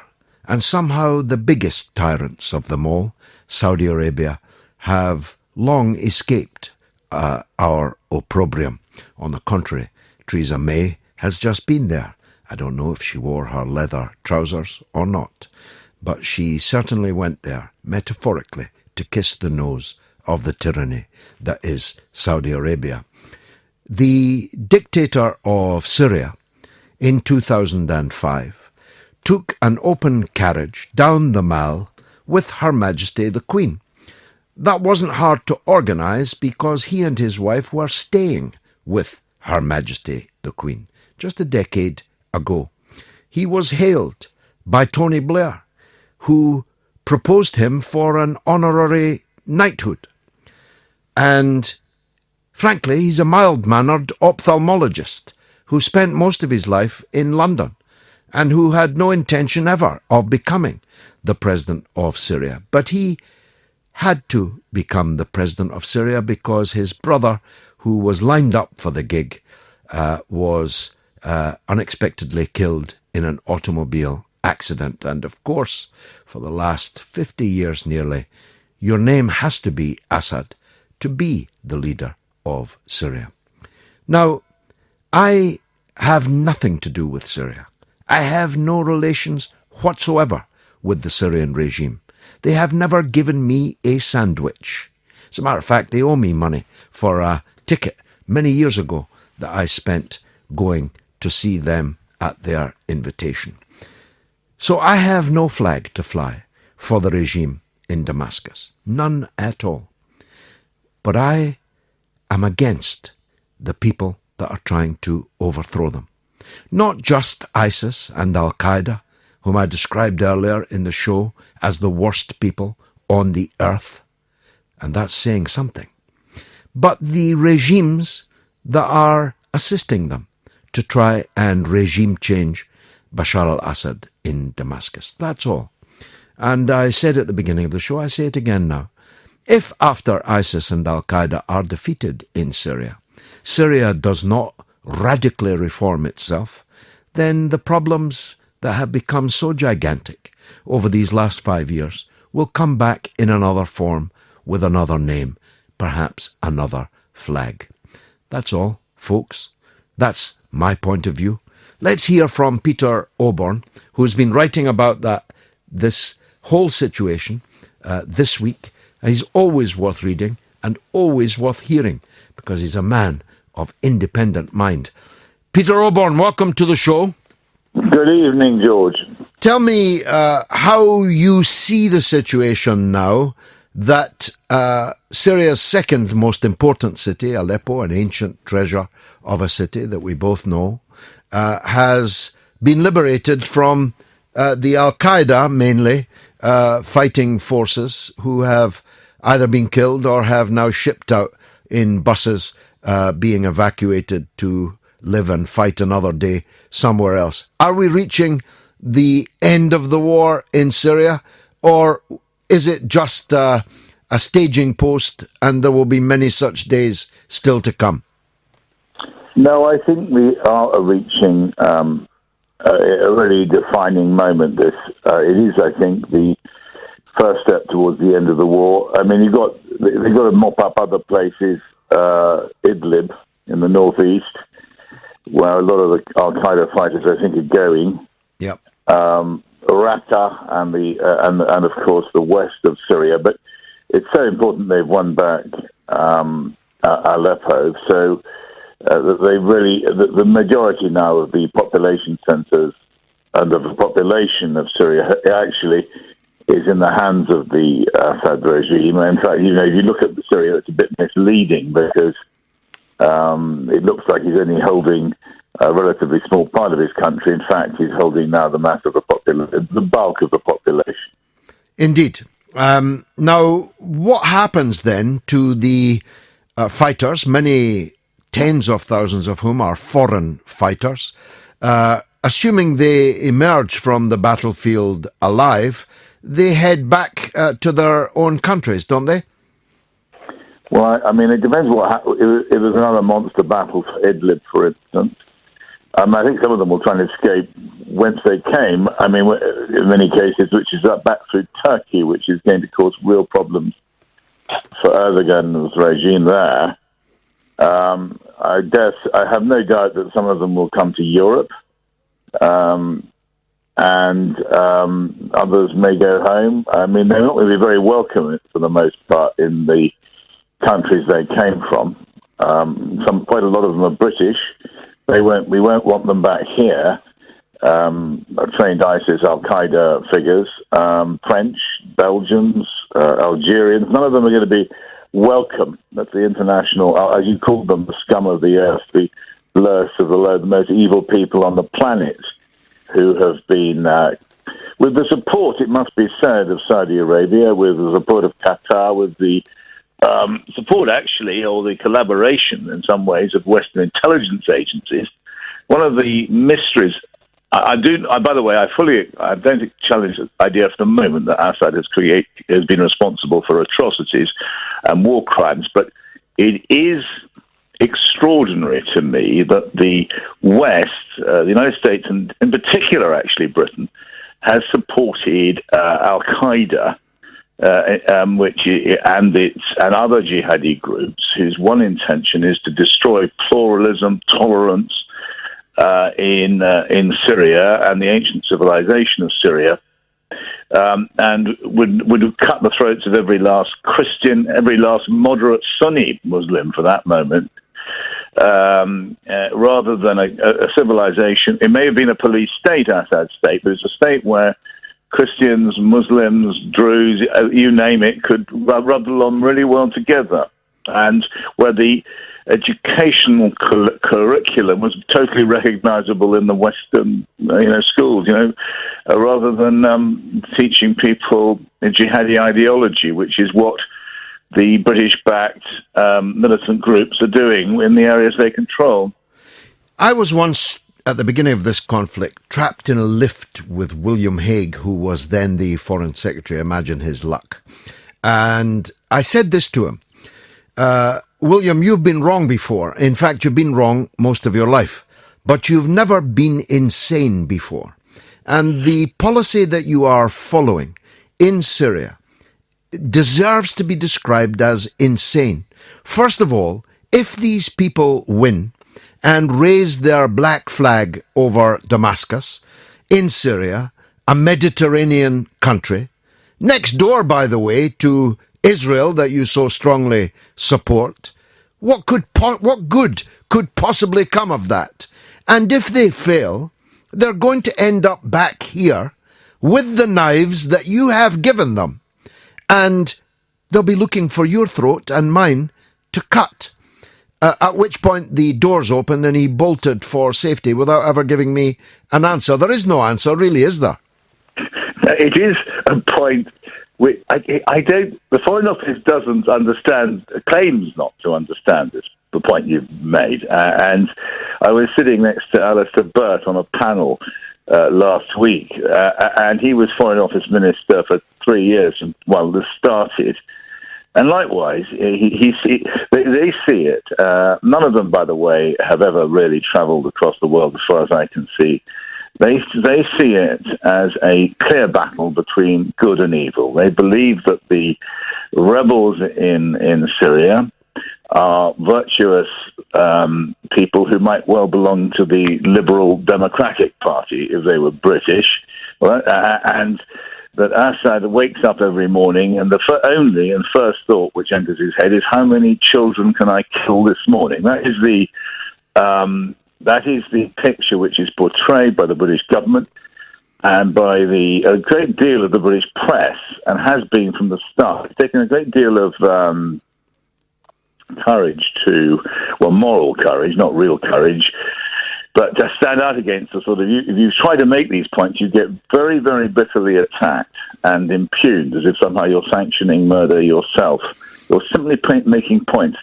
By the way, we need to say this again, allies of Assad, forces which owe their allegiance to Assad, have committed terrible crimes. This has been an awful war. We're not going to turn a blind eye to any of that. It's just that in this conflict, the most evil people have been the jihadists who are on the march.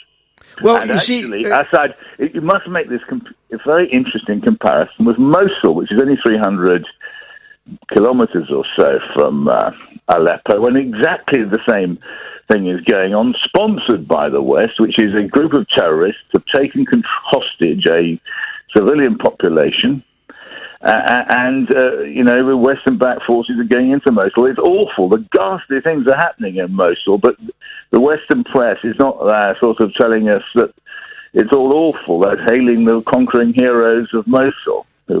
Well, that is why I, if you'll forgive me, can't believe what you said there, that Alistair Burt and William Hague and all these editors and journalists really believe that this is a conflict between good and evil, because they are not slow to rightly label the terrorists in charge of Mosul for what they are. They are not slow in Brussels or in Nice or in Normandy to call these same terrorists what they are. But they are making exactly the opposite analysis available to us in Syria and in Aleppo. They must know that these so-called jihadists in Syria cut people's heads off by the score, by the 100, maybe by the 1,000. They eat their hearts and film themselves doing so and put it up on YouTube thinking it's a good look. They cut the heads off small children. I have myself seen it. I have seen it on screen happening. Now, if I have seen it, so has the Foreign Office, so have the ministers, and so must the senior journalists, who have nonetheless treated us to a narrative in Syria where Al-Qaeda are the goodies and the regime they're trying to topple are the baddies. This cannot be a mistake. I mean, it's either insanity or there is some deep and dastardly plan that they're clever enough to conceal from us. The answer, which is going back to Saudi Arabia, which you were talking about at the beginning of the program.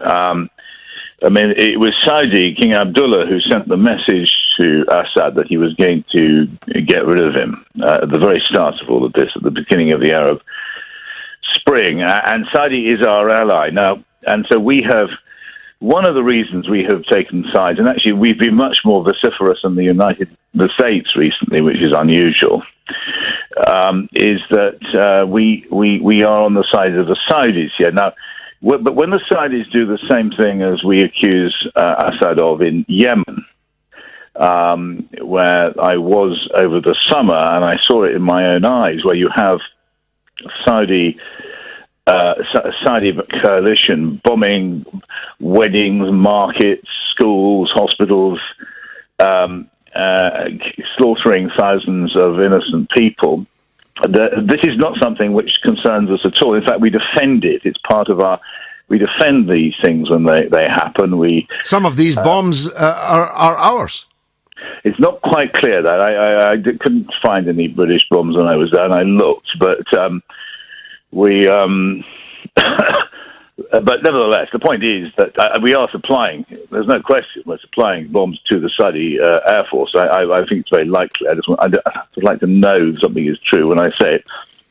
We're supplying masses of stuff to the Saudis, and they're waging this terrible war in Yemen. They're bringing about a humanitarian disaster. I hope we'll all give to the Disasters Emergency Committee appeal for the Yemenis. I mean, people are starving there now as a result of the blockade and the bombing. So, but that is not something. That is not something which apparently disturbs the Prime Minister, or the Foreign Secretary, sadly, let alone this dreadful little fellow called Tobias Ellwood, who's the minister directly responsible.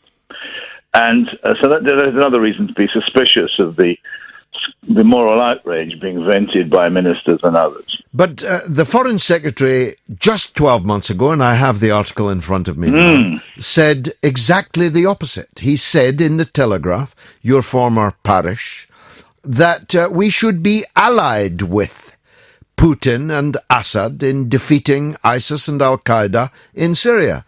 Just 12 months ago, he was paid to write a column in which he said that. Yes, it is very striking that Mr. Johnson wrote these two or three articles, actually. It wasn't just one article, along these lines. And almost within weeks of becoming Foreign Secretary, he was calling for a no-fly zone in Syria, which would have brought us into direct military confrontation with Russia. Now, I presume that it's just very hard to change the supertanker when you become Foreign Secretary. Well, you may despair at some of the people working in the media. I certainly do at some of the people working in politics. I'll need to wrap it up there, Peter. I'm much obliged to you for a wonderful discussion on the situation in Syria. The government is running into more and more industrial problems with its tiny parliamentary majority. Any of this sound familiar? More strike action has been announced tonight. 4,500 BA cabin crew will strike on Christmas Day. Now, BA is a massively profitable company which has made billions of pounds in profit in the last 12 months. Wouldn't it be a good idea if they shared some of it with the workers who make their aeroplanes worth flying on and thus avoid a Christmas Day strike by 4,500 of their crew? I was on TalkSport many years ago when the last BA strikes took place. I fully supported the workers, and I do so now. Michael Fairbrother has tweeted the best tweet of the night. He says, "The world is now like rust on iron, eating and eroding each other away, seeking the self-destruction of each other." Beautifully put, Michael Fairbrother. Here's John in Hamilton on the line. Go ahead, John. Hi, George. Nice to talk to you again. And to you, friend.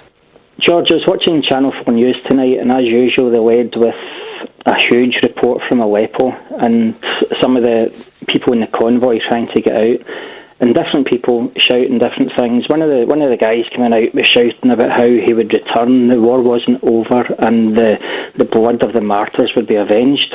And I'm thinking, why are we so concerned that these people get to safety?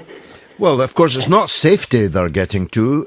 If they're leaving on these buses, then they're heading for Idlib and continued rule by ISIS and Al-Qaeda, which I guess tells you something about them. Yeah. So why? It just beats me why the people with the Syrian army and their there are people, the other fighting forces that are adjoined to them. I don't know why they're letting them go. Because of this propaganda offensive. Yeah. Because the pro-ISIS and Al-Qaeda media and political class have created such a storm that Russia has decided, for geopolitical reasons, to force the Syrian regime to let these people go. Of course, there will now be the mother of all battles in Idlib and in Raqqa. Yeah. In Raqqa, it will be the Americans that are doing the bombing and the fighting. And that will not be described as a war crime. That will be described, like Mosul, as a great war hero adventure. Yeah. And conversely, in Yemen, we have our shoes very much in the other foot, and we're actually arming the people who are doing the slaughtering, and it passes almost without comment. It's staggering, the hypocrisy, which... Well, it is staggering, but more and more people know it, John. I mean, my take is there has never been in Britain any time in which there were more people who knew the truth than there is now. That doesn't mean there's not tens of millions who don't. And some of them are quite surprising. Amazing number of liberals and gays, for example, backing ISIS and Al-Qaeda in Aleppo, when they themselves would be thrown off buildings by the very people that they are supporting. Exactly, Can I ask you one more point before I go on? Yeah, of course. George. I think it's David Friedman, the Israeli envoy that Donald Trump has just appointed, or will be appointing. Obviously, he's a arch-Zionist, and he's a pro-expansionist, and he's not going to be helpful to a peaceful solution. No, he's not. He's against the peaceful. He's against the two-state solution. Yeah, but in reality, and I know that's the public face of it, but in reality, will it make much difference? Is the US position that way anyway? I think the US position on that will be worse than it was under Obama, but not as bad as it would have been under Hillary Clinton. Somewhere between the two. John, thanks for calling. I really appreciate it. And he's referring, of course, to the putative ambassador to Israel that Donald Trump has just appointed. Ambassadors, of course, are men, usually men sent abroad to lie for their country, or sent to lie abroad for their country. So he'll have to do what Trump tells him to do. The buck stops with Trump. Calling, I really appreciate it. And he's referring, of course, to the putative ambassador to Israel that Donald Trump has just appointed. Ambassadors, of course, are men, usually men sent abroad to lie for their country, or sent to lie abroad for their country. So he'll have to do what Trump tells him to do. The buck stops with Trump. Introducing Mr. Jake Yapp's Comedic Sunday Breakfast Emporium. Sunday mornings from 8 on Talk Radio. Featuring Mr. Jake Yapp's famous clown stilts 10 feet high. In each town at 8 o'clock on Sunday morning will be remembered for many a long day as a pageant of costly magnificent, consisting as it does of artistes unsurpassed in the comedic profession. Mr. Jake Yapp's entertaining Sunday breakfast. Sunday mornings from 8 on Talk Radio. The mother of all talk shows with George Galloway on Talk Radio. We'll get you talking. King Ghidorah's back. What happens after liberating Syria? Russia wants Assad, Turkey and the West don't. Well, the Syrian people will find a way to choose their own leadership, one way or another. I'm sure about that. Jamie Clayton says, George, please make others aware that many civilians are still trapped inside eastern Aleppo. Well, I would if I believed that to be true, which I don't. Tom says, peace begins first by withdrawing all Western intervention, funding and support for these extremist groups. Amen. Christina says, George Galloway and Jeremy Corbyn have both been misrepresented in the Tory biased media in the UK. When the public hear them, they like them. Thank you, Christina. Norma is in Bristol and on the line. Norma, welcome.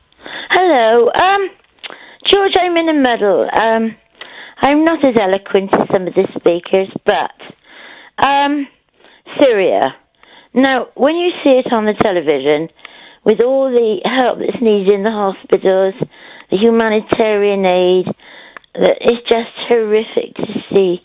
And my question to you is, I mean, who do we blame? Anti-Assad rebels, government troops, whoever it is? It is just appalling to see. It's a brutal and bloody war, which has now been going on for 5 years.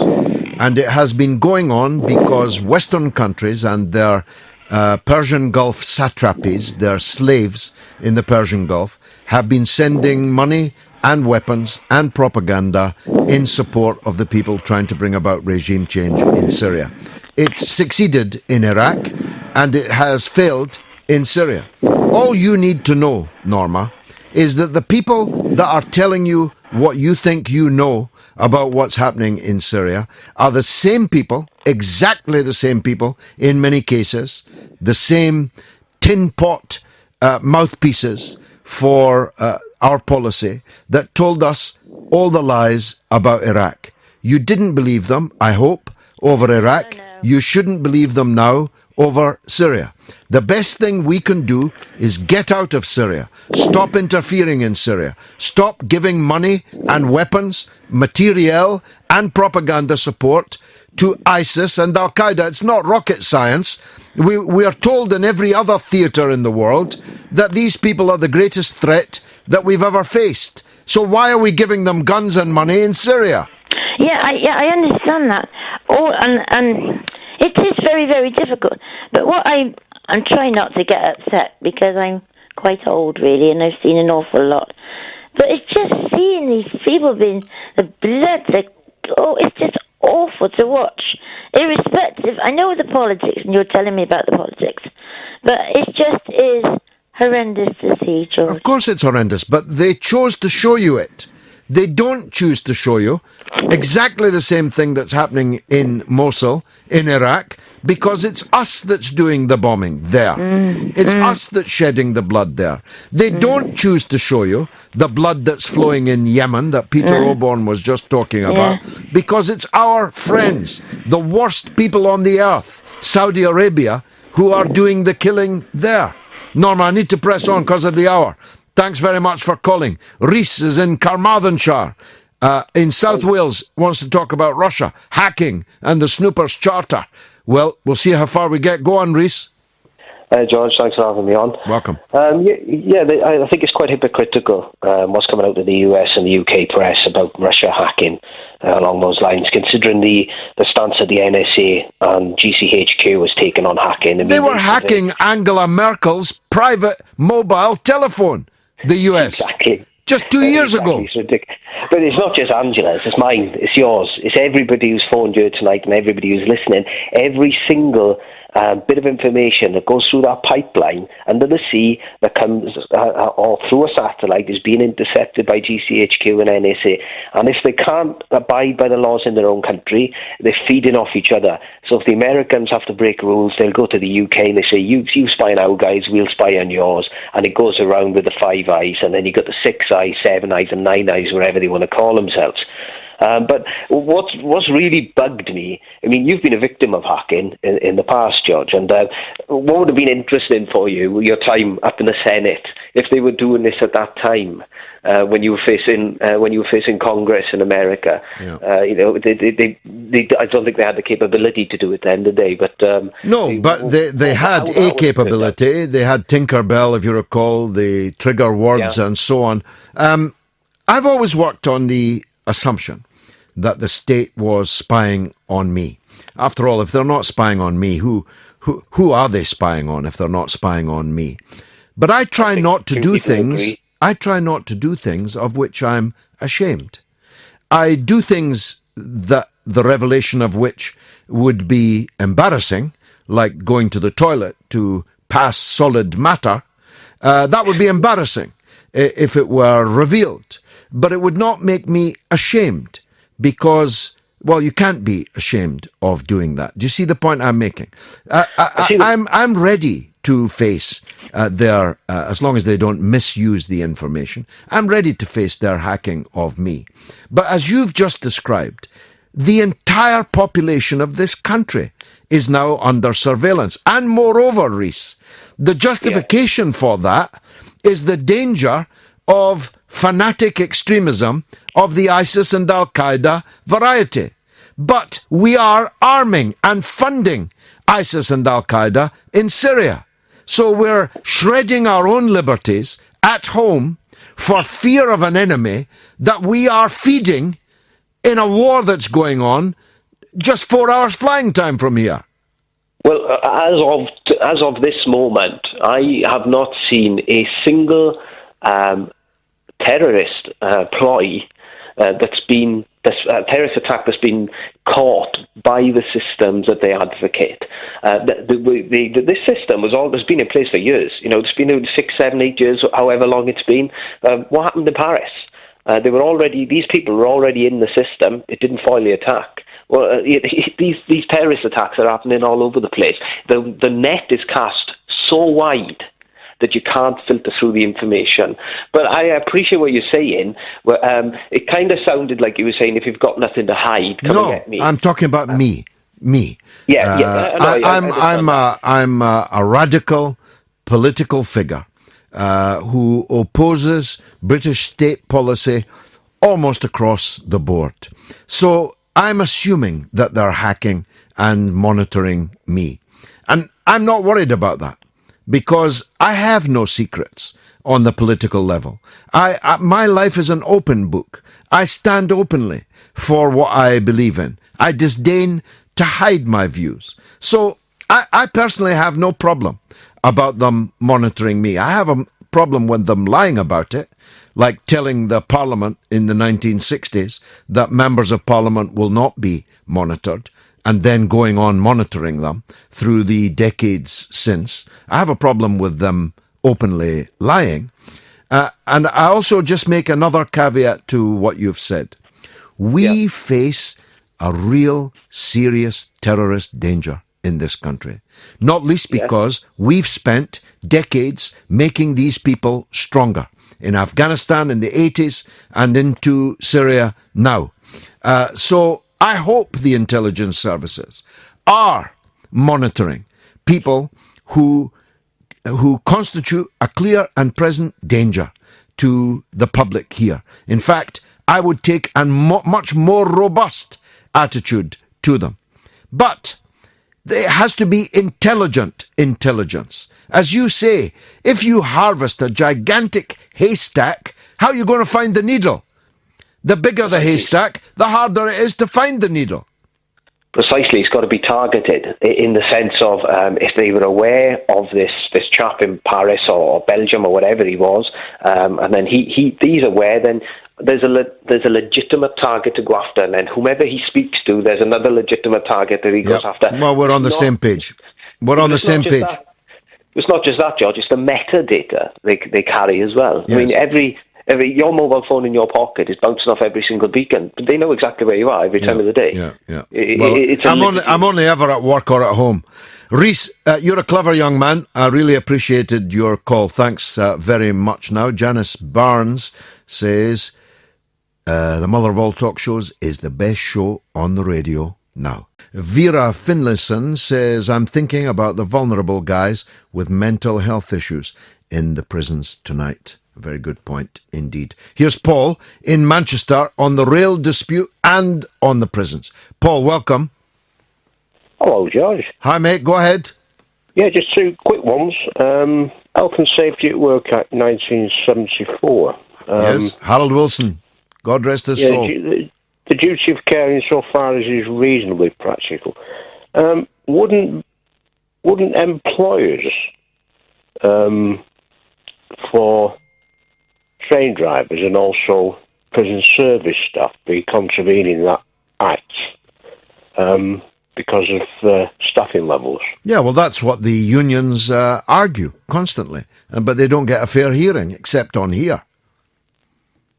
Yeah, well, rather than argue it, what about acting upon it? Well, that's a fair point. I'm not able to answer for the unions concerned, the POA, and the railway unions that we've been talking about this evening. But Yeah. if the employer is causing breaches of the Health and Safety at Work Act, I'm sure the unions have got that in mind. Well, if we look at the present situation in Birmingham, the prison there, if somebody's hurt there, when I say somebody, I mean one of the inmates, Yeah. due to the fact that prison officers have, well, they've gone under, haven't they? They're in a situation of danger. So Yeah, well, they've left the scene. they had to leave the prison. So serious was the disorder. They had to all withdraw. You can't blame them for that, because I suppose they don't come to work to get hurt either, even No, of though course their not. job is risky. No, of course, you're right. And there's far too few of them. And Yes, of course, space has been surrendered to criminal gangs. But and that's when they're at work and there isn't a riot. Now we've got a situation where they've had to withdraw. So serious was the riot, and the prisoners are in control of all four wings in the prison. And God knows what is happening. Yeah, right now, yeah. But if somebody does get hurt, I mean, just because they're prisoners, they don't deserve to be hurt. I mean, if somebody gets hurt... It's the most dangerous place to be in Britain, is to be in a Yeah. prison. Because you really are a sitting target. Nowhere to run, nowhere to hide. Yeah, wouldn't they have legal recourse against the prison service or the government? Yeah, I don't know how you exercise that, though, when you're a prisoner. Look, Paul, good points as always. I need to press on. Here's Guy in Stoke on the right to buy. Yeah, hi, good evening, George. Good evening to you, Guy. Yeah, the right to buy, it was introduced, I believe, during Margaret Thatcher's reign. Indeed it was. I fought it every inch of the way. And the expression they have for these properties, it's the portfolio.